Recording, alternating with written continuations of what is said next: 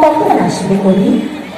এই শিশুপাঠ সেদিন ছিল না, এই বৃক্ষে ফুলে শোভিত উদ্যান সেদিন ছিল না, এই তন্দ্রাচ্ছন্ন বিবর্ণ বিকেল সেদিন ছিল না।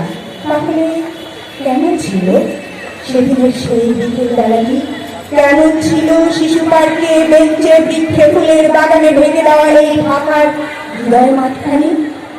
জানি সেদিনের সব স্মৃতি মুছে দিতে হয়েছে উত্তত কালো হাত। তাই দেখি কবিহীন এই দিগন্ত প্রান্তরে আজ কবির বিরুদ্ধে কবি, মাঠের বিরুদ্ধে মাঠ, বিকেলের বিরুদ্ধে বিকেল, উদ্যানের বিরুদ্ধে উদ্যান, মাঠের বিরুদ্ধে মাঠ। হে অনাগত শিশু, হে আগামী দিনের কবি, শিশু পাখি রঙিন বন্যায় দোল থেকে থেকে তুমি একদিন সব জানতে পারবে। আমি তোমাদের কথা ভেবে লিখে রেখে যাচ্ছি সেই শ্রেষ্ঠ বিকেলের গল্প। সেদিনের উদ্যানের রূপ ছিল ভিন্নতর, না পার্ক না ফুলের বাগান, এসবের কিছুই ছিল না। শুধু এক খণ্ড অখণ্ড আকাশে যেরকম, সেরকম দিগন্ত প্লাবিত ধুধু মাঠ ছিল দুর্বাদলে ঢাকা, সবুজে সবুজময়। আমাদের স্বাধীনতা প্রিয় প্রাণের সবুজ এসে মিশেছিল এই ধুধু মাঠের সবুজে।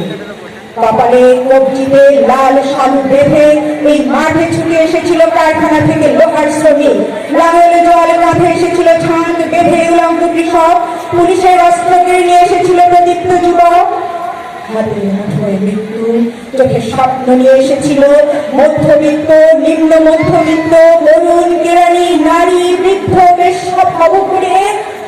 আর তোমাদের মতো শিশু পাখা কোরআনরা দল বেঁধে একটি কবিতা পড়া হবে।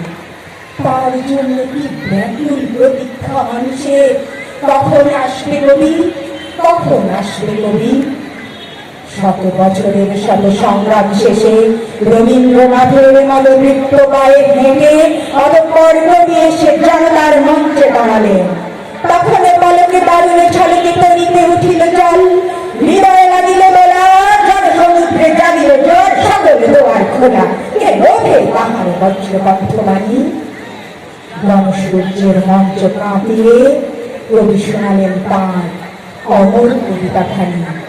এবারের সংগ্রাম আমাদের মুক্তির সংগ্রাম, এবারের সংগ্রাম স্বাধীনতার সংগ্রাম।